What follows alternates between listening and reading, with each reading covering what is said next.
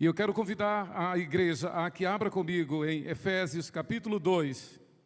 E nós vamos ler os versos de 8 a 10. Vamos ficar de pé, irmãos, para a leitura da palavra. Efésios 2, os versos 8, os versos 4 a 10. Do 4 ao 10. Efésios 2, do 4 ao 10. Leiamos juntos, irmãos. Mas Deus, sendo rico em misericórdia, por causa do grande amor com que nos amou, e estando nós mortos em nossos delitos e pecados, nos deu vida juntamente com Cristo, pela graça sois salvos.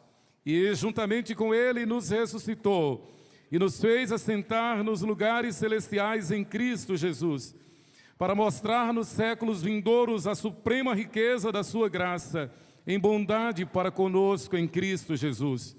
Porque pela graça sois salvos, mediante a fé, e isto não vem de vós, é dom de Deus. Não de obras para que ninguém se glorie, pois somos feitura dele, criados em Cristo Jesus para boas obras, as quais Deus de antemão preparou para que andássemos nelas. Amém. Que o Senhor aplique esta palavra ao nosso coração e mente. Vamos orar mais um instante? Senhor Deus, te louvamos pela tua presença. Te adoramos na beleza da tua santidade. Te louvamos por tuas obras, por teus feitos. Te louvamos pela igreja. Te louvamos pela família maior, a igreja, a família do sangue de Jesus. Te louvamos, ó Deus, pelas famílias biológicas que, formadas pelo sangue de Jesus, compõem a família maior, a tua igreja, o teu corpo vivo aqui na terra.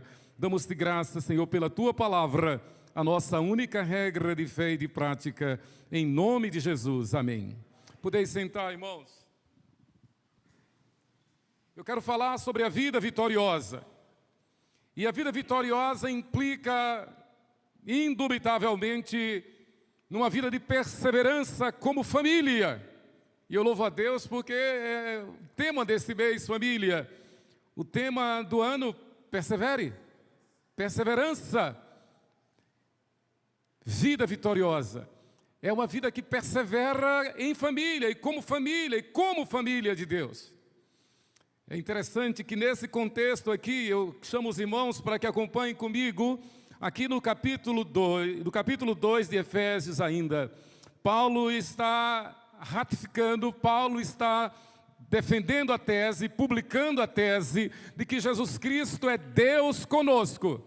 Numa cultura agnóstica, numa cultura racionalista, humanista, no momento em que essa heresia filosófica tentava adentrar a igreja em Éfeso, como também na igreja em Colossos, na verdade era uma pandemia filosófica, herética, que reinava, que prevalecia no primeiro século. E a ênfase, e a tese, e a praga, e a consequência dessa filosofia era dizer, muito bem, Jesus é maravilhoso, Jesus é o maior homem que já existiu sobre a terra, é o homem da luz, é o homem iluminado, ele é cheio de luz, ele é cheio de bondade, dizia esta heresia, mas, no entanto, Jesus não é Deus. Porque Deus é santo, santo, santo, e jamais Ele poderia descer até aqui. O máximo que nós podemos fazer é mirar-nos nele. Aliás, tem muitas seitas, muitas heresias modernas, contemporâneas, que dizem a mesma coisa. E dizem que são uma ciência, dizem que são uma filosofia, e exaltam a Jesus, e dizem até que tem um evangelho segundo Jesus. Mas, na verdade, para eles, Jesus é apenas um homem, um mero homem. Apenas um iluminado. Paulo diz, não, Jesus é Deus eterno, Jesus é o Senhor, Jesus é Deus conosco, e todas as coisas estão debaixo dos seus pés. Veja comigo, Efésios 2, A partir do versículo 17, ele está falando então da divindade de Cristo. E diz, e vindo, evangelizou paz a vós outros que estáveis longe, e paz também aos que estavam perto. Porque por ele ambos temos acesso ao Pai em um Espírito. E Paulo aqui exalta a tese, a doutrina da Santíssima Trindade. E vindo, porque por ele ambos temos acesso ao Pai em um Espírito. Paulo está destronando toda heresia.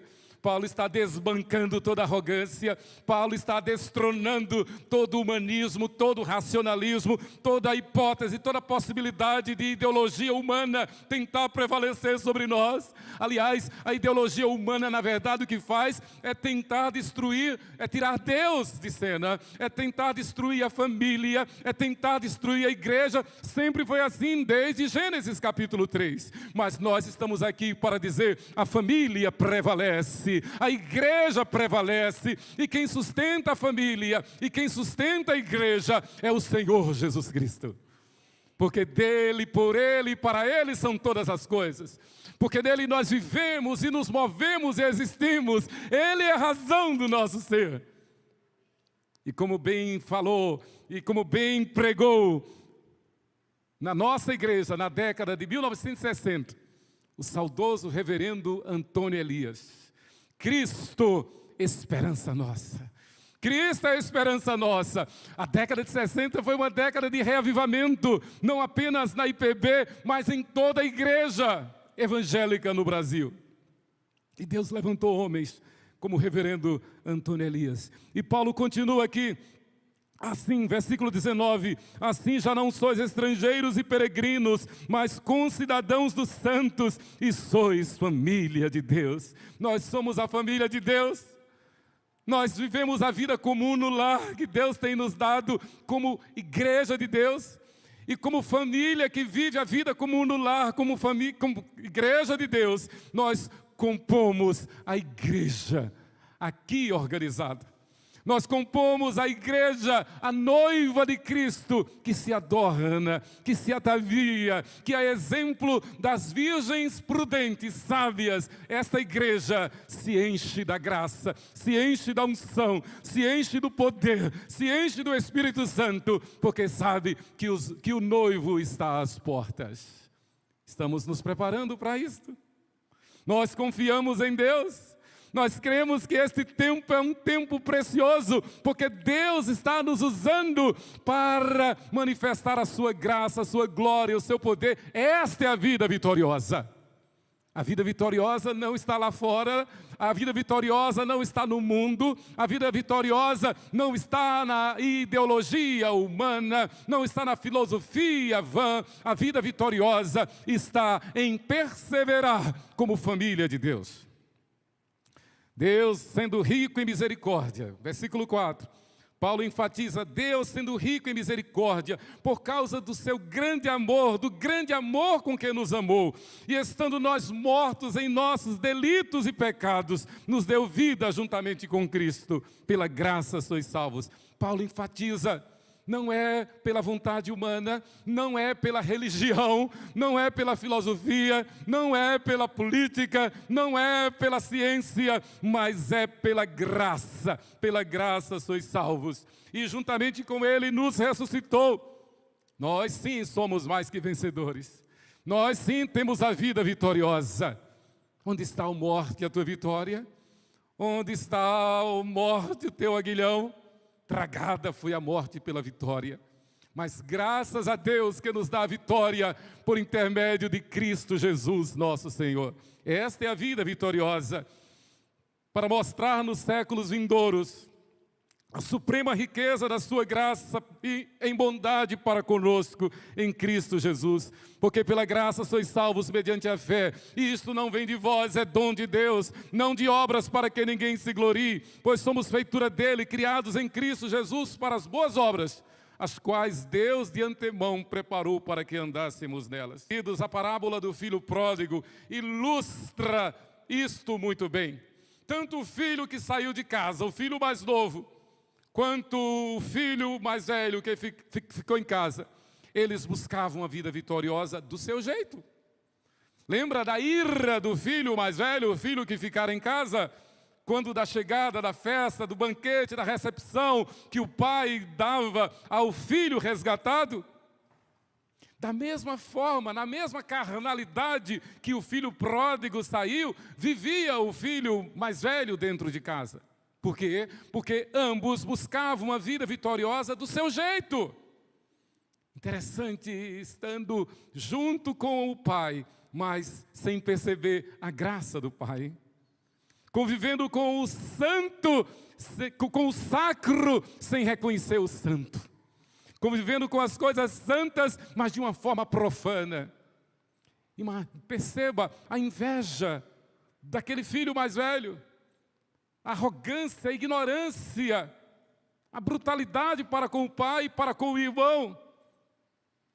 Ambos pecadores do mesmo nível, do mesmo jeito.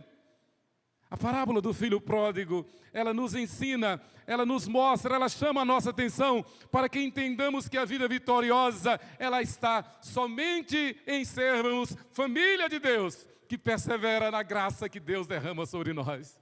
É essa graça que nos faz, que o Senhor derrama sobre nós, que nos faz perseverar, que nos faz cantar que tudo é de Deus, que tudo é para Ele, que a nossa vida é dEle, que o nosso amor é dEle, que os nossos talentos são dEle, que os nossos dons são dEle, que a igreja é dEle, e que como igreja dEle, nós não nos dobramos a este mundo. Como Daniel, nós perseveramos. Como Misael, Ananias e Azarias, nós perseveramos. Como José lá no Egito, nós dizemos, como cometeria eu tamanha maldade e pecaria contra o meu Deus? Porque está sobre mim a vida vitoriosa já.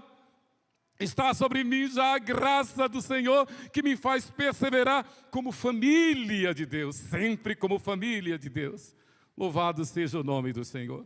A Bíblia diz, não há justo, nenhum sequer, não há quem entenda, não há quem busque a Deus, todos se extraviaram, a uma se fizeram inúteis, não há quem faça o bem, não há nenhum sequer. E Paulo está dizendo isso aos romanos e a nós outros, justamente para que nós descansemos na graça, para que nós depusemos as nossas armas, para que nós nos humilhemos diante do Senhor, para que nós reconheçamos que somente quem se humilha sob a poderosa mão de Deus é que, pelo poder de Deus, é exaltado.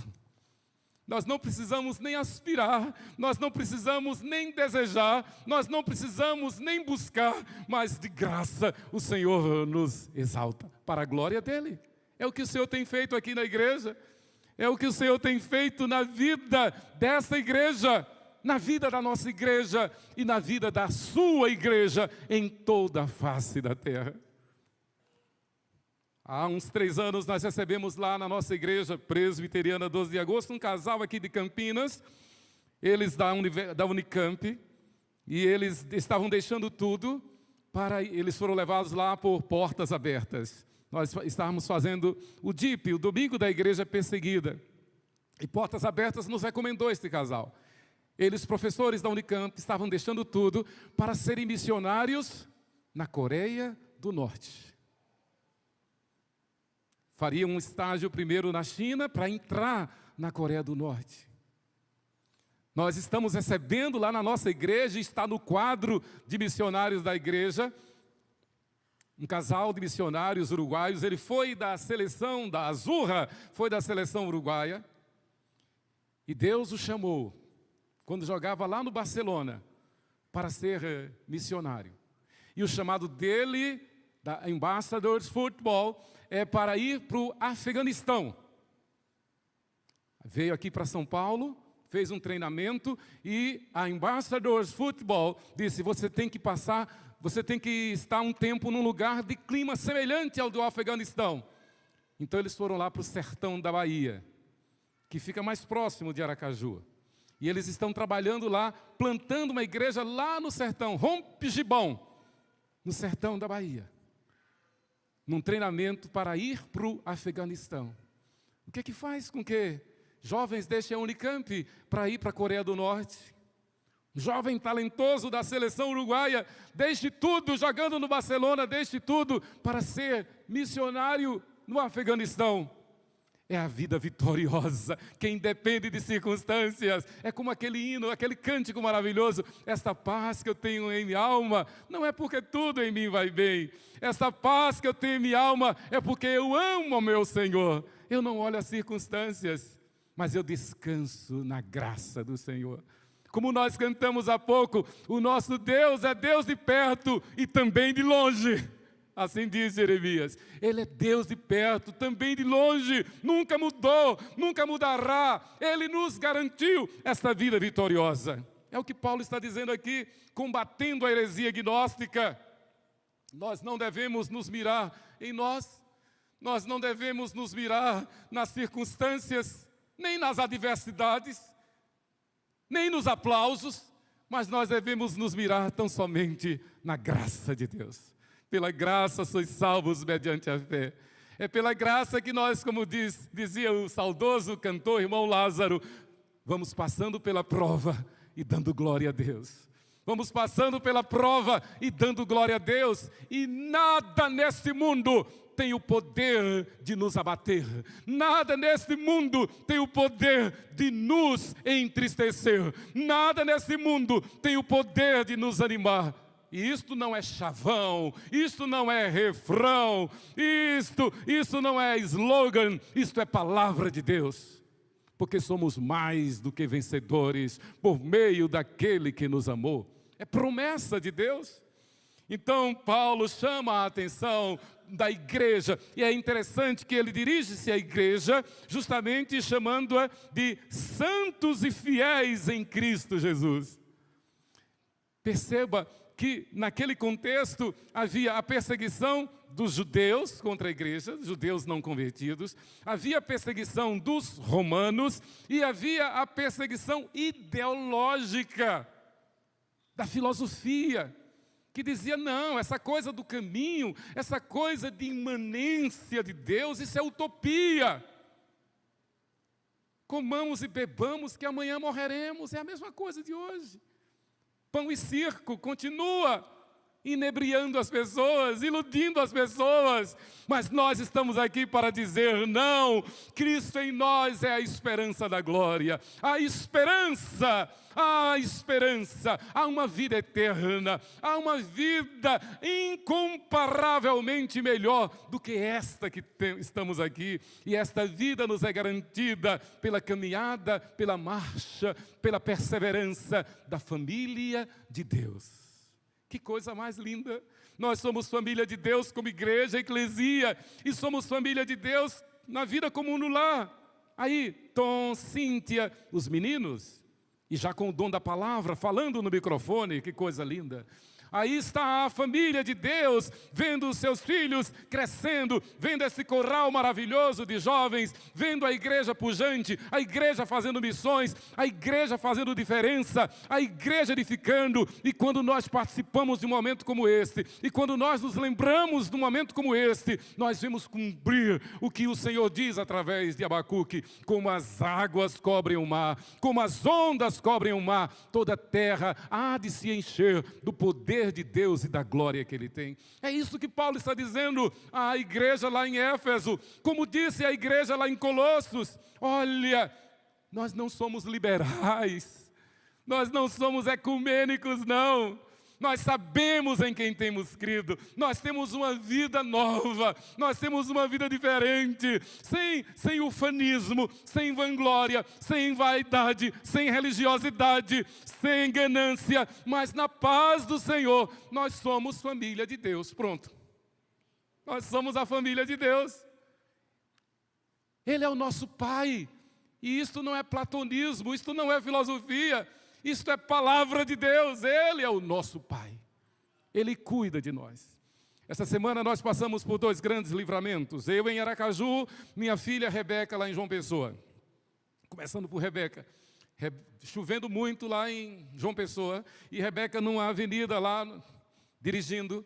E de repente ela precisou de freio. E cadê o freio? O freio sumiu.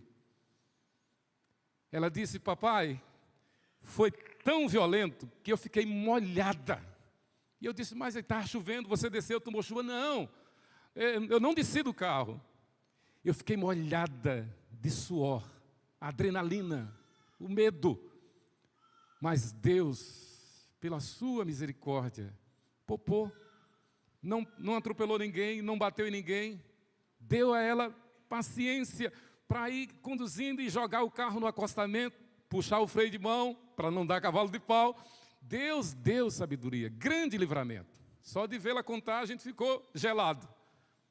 No mesmo dia, isso foi sexta-feira, próxima passada, eu saí do gabinete pastoral para fazer visitas, e era de manhã, era uma visita que só podia fazer de manhã, e eu me lembrei que precisava fazer umas compras para deixar para a Sheila, para poder viajar, né, para cá, e eu fui, fiz as visitas, de lá a pé, fui ao supermercado, fiz as compras, eu gastei mais ou menos 1 hora fazendo isso. E o local era próximo lá do templo da nossa igreja. E quando a gente sai com um carro muito quente, liga o ar-condicionado, mas não fecha os vidros, para sair aquele ar, né? E normalmente eu faço assim, aí eu fecho o vidro do meu lado e deixo para fechar do outro lado depois. Só que eu parei lá, estacionei, o vidro do meu lado fechado, o do outro lado ficou aberto. Uma rua movimentadíssima, um lugar movimentadíssimo. Eu só vi, claro, quando eu voltei, depois da visita, depois das compras, que eu entrei no carro, percebi que o outro vidro estava fechado, aberto. Eu olhei assim, rapidamente para dentro do carro, tudo bem, está tudo aqui, e que saí. Assim que eu saí, eu lembrei, o computador estava dentro do carro, minha carteira estava dentro do carro, outra bolsa que eu tenho dentro do carro, tudo bem exposto assim no banco de trás. Eu gelei, mas é um negócio assim rápido, né? Querendo olhar e com medo de olhar, mas quando eu olhei, estava tudo no lugar. Louvado seja Deus. É um livramento. Se tivesse acontecido, eu não teria viajado para cá, né? E o prejuízo? O carro aberto, numa rua movimentadíssima. O Senhor cuida. Nem sempre Ele faz. Às vezes Ele permite que a gente perca, para que a gente agradeça também. Mas Ele quis poupar. Ele quis proteger. Perdendo ou não, irmãos, nós descansamos em Deus. E Deus cuida de nós para a glória dEle. Deus intervém na nossa vida, como diz Franz Schaeffer, o Deus que intervém, Deus intervém na nossa vida para que nós descansemos nele. E foi exatamente por isso que Franz Schaeffer criou o L'Abri lá na Suíça, para que os pastores aprendam a descansar em Deus. Porque Deus intervém na nossa vida, Deus intervém na igreja, Deus intervém na história, Deus intervém na nação, Deus intervém no Brasil, Deus intervém para a glória dEle. Então Paulo diz, olha, devemos depender somente de Deus, buscando imitar a Cristo, como nos ensina Ele mesmo, Paulo, sede meus imitadores como eu sou de Cristo. Queridos, pensando nesta vida vitoriosa, eu me lembrei de uma palavra que eu li do Irving Overholtzer, o fundador da APEC. O fundador da APEC. Ele diz, a vida vitoriosa não é apenas uma experiência ou uma bênção. A vida vitoriosa é Cristo. Ele mesmo é a nossa vitória. Contemplar e obedecer a Jesus somente. Isto é a vitória. Os diáconos foram eleitos para obedecer ao Senhor Jesus, o dono da igreja. Os presbíteros foram eleitos para obedecer ao Senhor Jesus, o dono da igreja. Diáconos e presbíteros, presbíteros regentes, presbíteros docentes, fomos eleitos para cuidar do rebanho de Deus, para cuidar das ovelhas de Deus, fortalecendo a família de Deus, para que a família de Deus persevere na graça. E esta é a vida vitoriosa. Então, vida vitoriosa, irmãos, é dizer, como bem falou Calvino. Essa frase atribuída a Calvino está em muitas partes dos seus escritos. O meu coração te ofereço, ó Senhor, de modo pronto e sincero. O coração dos diáconos, o coração dos presbíteros, o coração dos pastores, o coração da igreja, o meu coração te ofereço, ó Senhor, de modo pronto e sincero. E eu confesso, irmãos, que esta palavra lá no nosso seminário presbiteriano do Norte, lá em Recife, assim que eu cheguei, primeiro ano, 1981, essa palavra me impactou. Até então eu não conhecia. Mas quando eu vi lá escrito, e com aquele emblema, né, do cordeirinho, do coração nas mãos do homem, o meu coração te ofereço ao Senhor de modo pronto e sincero. Só o fato de fazer isto garante-nos a certeza de que temos uma vida vitoriosa. Porque o nosso coração está nas mãos dele. O nosso coração não está nas coisas. O nosso coração não está na nossa vontade. O nosso coração está nas mãos de Deus. Louvado seja o nome do Senhor. Então, irmãos, pensando nisso, nós podemos refletir no fato de que a vida vitoriosa em Cristo, em primeiro lugar, é uma vida de vitória sobre o pecado. Não tem coisa melhor saber que nós temos vitória sobre o pecado. Porque a pior pandemia, a pior praga, a pior guerra é a do pecado contra nós. Misericórdia. Quanta tragédia tem acontecido exatamente por causa do pecado. O problema é o pecado. O problema não é a pessoa, não é o líder, não é a coisa, não é o momento, não é a bolsa de valores. O problema é o pecado. E a Bíblia diz que o pecado tenazmente nos assedia. A Bíblia diz que o inimigo de nossas almas age contra nós como um leão que ruge, faminto em nosso derredor, tentando nos tragar. E não há bom. Não basta ser um homem segundo o coração de Deus. Pode cair no pecado. Não basta ser o homem mais sábio do mundo. Pode cair no pecado e no final dizer vaidade de vaidade, tudo é vaidade. A pior tragédia é pecado. A pior doença é pecado. E o único antídoto contra o pecado é a graça e a misericórdia de Deus. E nós descansarmos nesse fato. E nós confiarmos nesta promessa. Descansar na graça e na misericórdia de Deus. Então, quando vem a tentação, e a tentação é terrível, a tentação, ela persiste, a tentação persevera contra nós, razão porque temos que perseverar submissos ao Senhor. Paulo está dizendo isto. Versículo 4, mas Deus, sendo rico em misericórdia, por causa do grande amor com que nos amou, e estando nós mortos em nossos delitos, nos deu vida juntamente com Cristo, pela graça sois salvos. Isso é para nós andarmos altaneiramente, e isso é para nós reconhecermos que o Senhor é quem nos sustenta, isso é para nós nos lembrarmos que o pecado é como algo que vem nos tragar. Eu me lembro criança, devia ser assim da idade de sua menina, Tom. Acampamento da nossa igreja, presbiteriana de Aracaju. E nós íamos para um lugar maravilhoso, Horto Florestal de Ibura. E tinha o parque de piscinas. Eu tinha essa idade mais ou menos. E todo mundo lá, a igreja toda reunida. E de repente eu olhei assim, o azulejo limpinho, branquinho, era branco. E eu achei que era raso. E eu não pensei duas vezes na minha inocência, na minha infância. Eu pulei. E pulei e caí como uma pedra. Eu teria me afogado. Se de repente, não mais que ultra rápido, papai pulou na piscina e me tirou do fundo.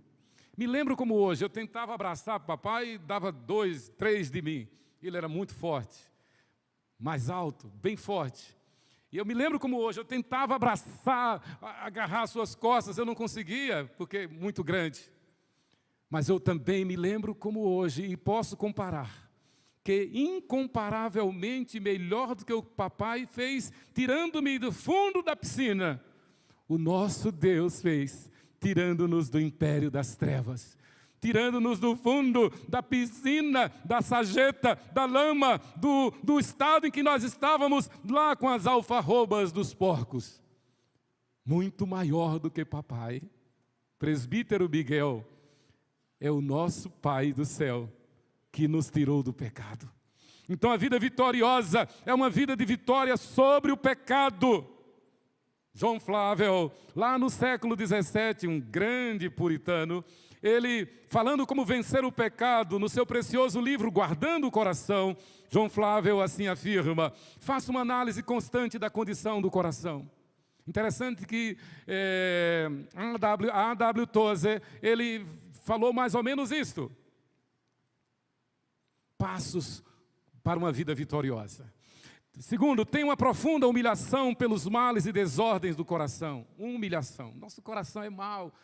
A gente não pode dar ousadia ao pecado. A gente não pode dar ibope ao nosso coração. Não pode dar ousadia ao nosso coração. A gente tem que escravizar.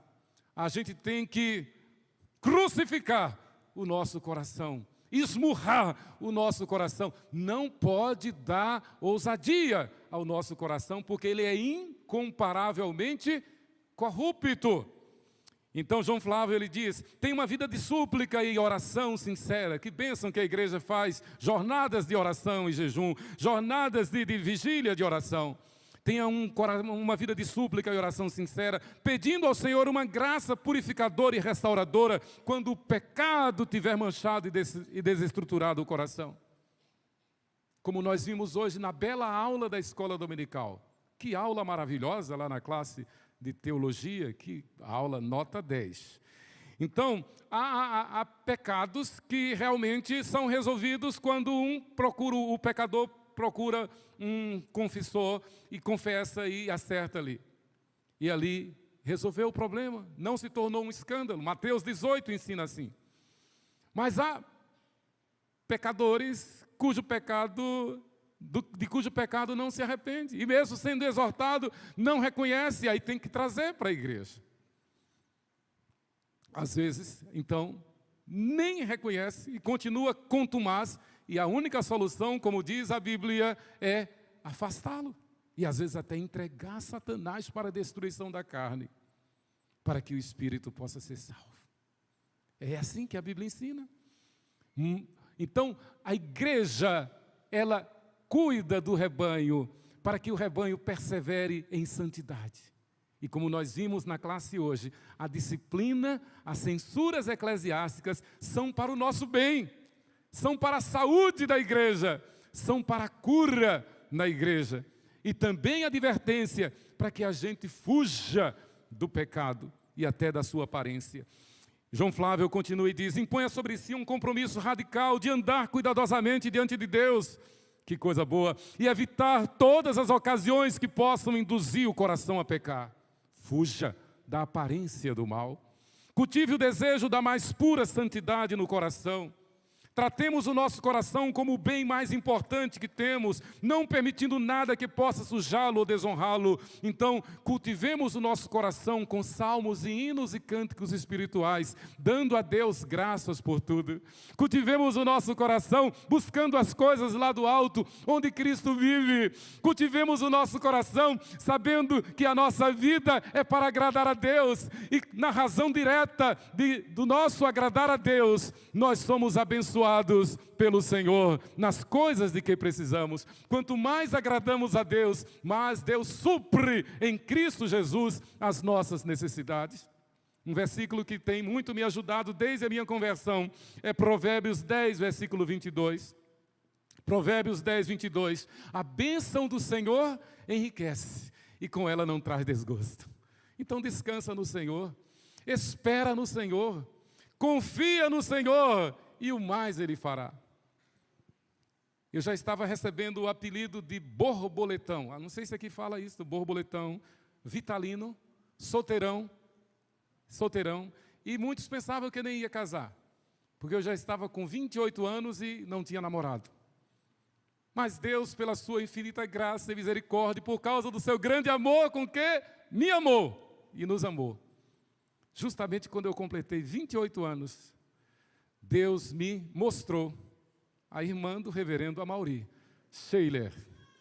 E eu que já pensava que estava cruzando o cabo da Boa Esperança, que tinha um apelido já de solteirão e titio, Deus me abençoou com a aliança do casamento. Deus supre, Descansa no Senhor. A bênção do Senhor enriquece, com ela não traz desgosto. E em sexto lugar, João Flávio diz, guardar o coração significa compreender a realidade da presença de Deus conosco. Ele está presente, Ele é Deus conosco, Ele é Deus de perto e também de longe.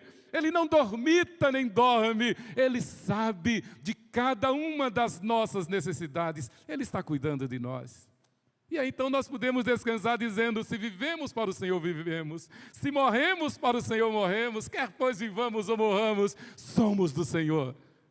Louvado seja Deus. E nós não temos medo do que possa acontecer. Mas em segundo lugar, a vida vitoriosa é uma vida de triunfo em meio aos sofrimentos e provações. Primeiro, de vitória sobre o pecado. Segundo, vida de triunfo em meio aos sofrimentos e provações. É o que Paulo está dizendo, olha, não é pela vontade humana, não é pela vontade da carne, não é pela filosofia, não é pelo academicismo, não é pelo cientificismo, mas é para mostrar nos séculos vindouros a suprema riqueza da sua graça, em bondade para conosco em Cristo Jesus. Então nós podemos asseverar, nós podemos dizer em alto e bom som, nós vivemos pela bondosa graça e misericórdia de Deus. Nós descansamos nisso, nós não precisamos filosofar, nós não precisamos indagar, nós não precisamos questionar, nós simplesmente cremos e a sua graça nos basta.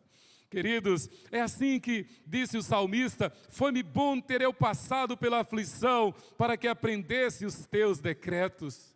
Salmo 119, 71. Somente quem está na paz do Senhor é quem pode dizer isso.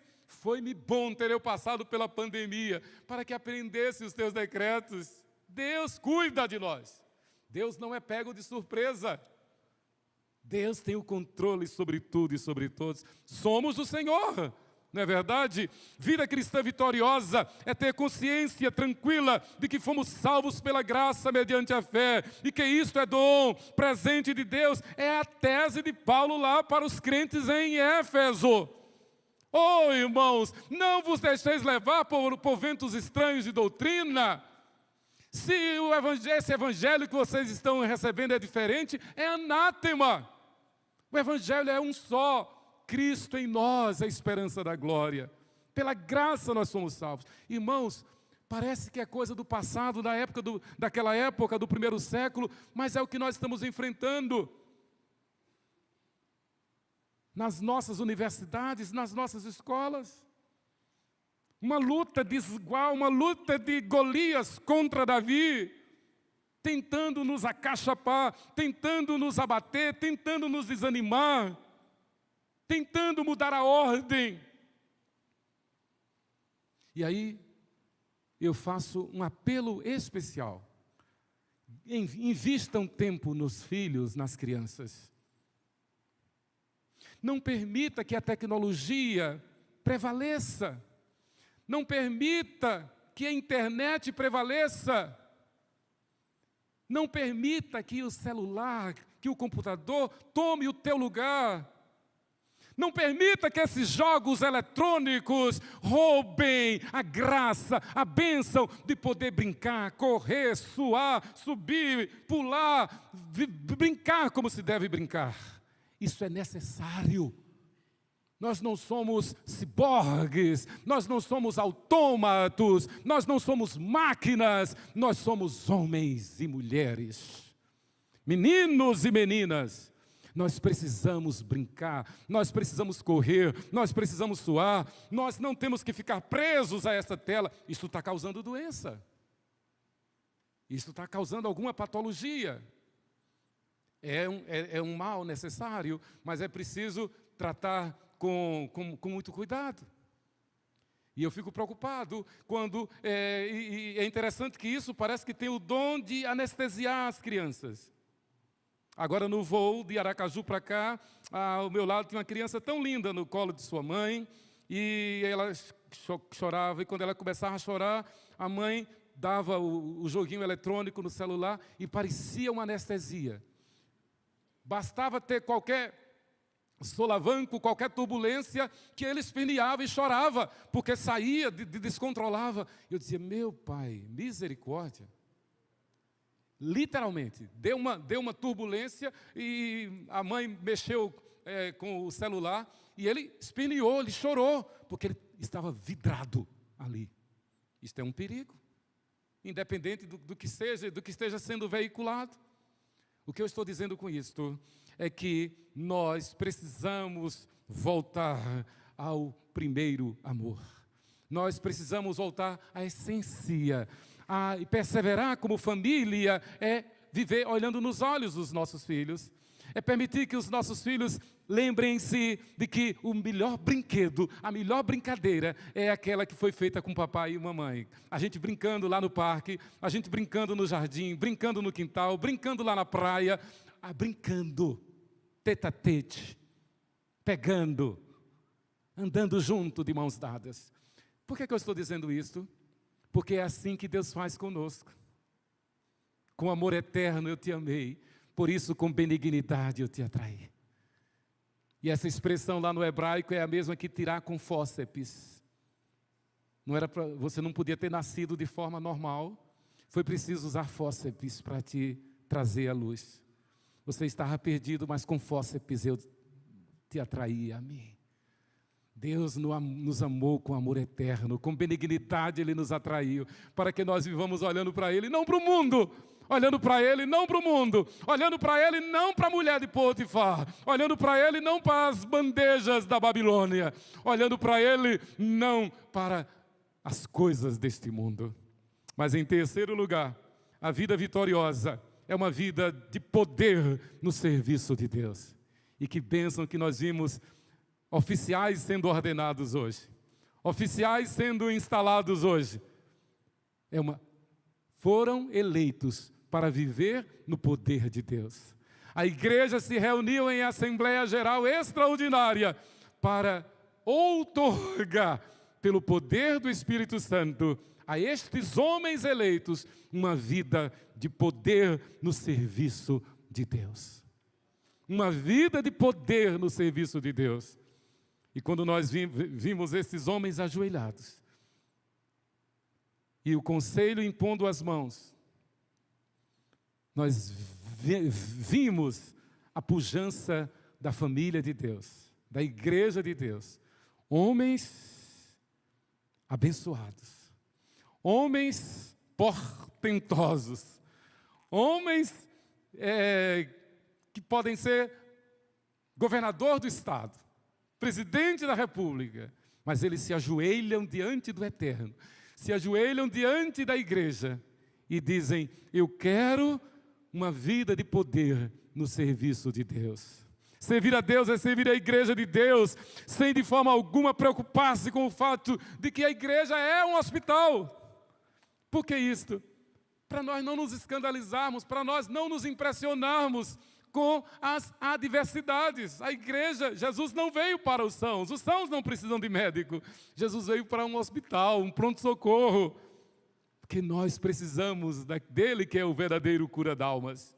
A igreja é também uma lavoura formada de trigo, sim, mas também de joio, e joio bravo. E cabe aos oficiais da igreja apacentar este rebanho. Cuidar, nós não sabemos quem é joio, nós não sabemos quem é o trigo, mas são ovelhas de Deus. E o Senhor nos confiou estas suas ovelhas. Vida vitoriosa é uma vida de poder no serviço de Deus. Eu não entendo como é que um membro, graças a Deus não é a realidade aqui da Penha, mas eu estou falando isso de verdade porque eu estou vendo o testemunho. E eu dou glória a Deus. Eu acompanho a pujança desta igreja. Vida vitoriosa é uma vida no serviço de Deus. Então eu não entendo como é que um cristão, um membro de igreja, não se envolve, não dá tudo de si para o serviço da igreja. Da outra vez que eu estive aqui, no casamento da Isabela, eu tive o privilégio de participar de um pequeno grupo que se reúne lá na casa do reverendo Amauri. E que reunião maravilhosa, que estudo maravilhoso, que participação maravilhosa dos componentes do grupo. Ali eu vi um reflexo da igreja da Penha. E com certeza é assim nos demais grupos, louvado seja Deus. Eu quero concluir dizendo que a vida cristã vitoriosa é ter prazer em obedecer a Deus, de forma alguma dar qualquer atenção às astutas ciladas do diabo. mas viver para obedecer a Deus, dizendo: Senhor, a tua graça me basta. Afinal, eu fui salvo, eu sou salvo pela tua graça mediante a fé. Não por obras, mas pela tua graça. O reverendo Jonathan Edwards, em seu livro A Verdadeira Obra do Espírito, ele diz: a influência do Espírito de Deus é manifestada com maior abundância se o coração das pessoas é desviado do mundo. É importante lembrar que Jonathan Edwards é reconhecido como o maior teólogo de todos os tempos da América do Norte e dos maiores do mundo, o maior filósofo da América do Norte, o maior de todos os pregadores. Reverendo Jonathan Edwards, então ele diz: a influência do Espírito de Deus é manifestada com maior abundância se o coração das pessoas é desviado do mundo, libertado dos objetos de suas ambições e arrancado de suas ocupações mundanas pela percepção da excelência das coisas divinas e por se apegar às alegrias espirituais de outro mundo, as quais estão prometidas no Evangelho. Então amanhã no trabalho, amanhã na faculdade, no dia a dia, na semana que se inicia, seja fazendo o que for, nós estamos cônscios de que estamos ali como embaixadores de Deus. Estamos ali como Igreja Presbiteriana da Penha. Melhor, estamos ali como família de Deus. Lá na escola, lá na faculdade, lá no comércio, onde quer que seja, estamos ali como embaixadores de Deus. E eu termino dizendo: isto é o bálsamo de Deus para a nossa vida em dias de tanta adversidade, em dias de tantas aflições. O Senhor diz: não temas, porque eu estou convosco. E eu serei convosco todos os dias, até a consumação dos séculos. Isso sim é a vida vitoriosa. Que Deus nos abençoe. Amém.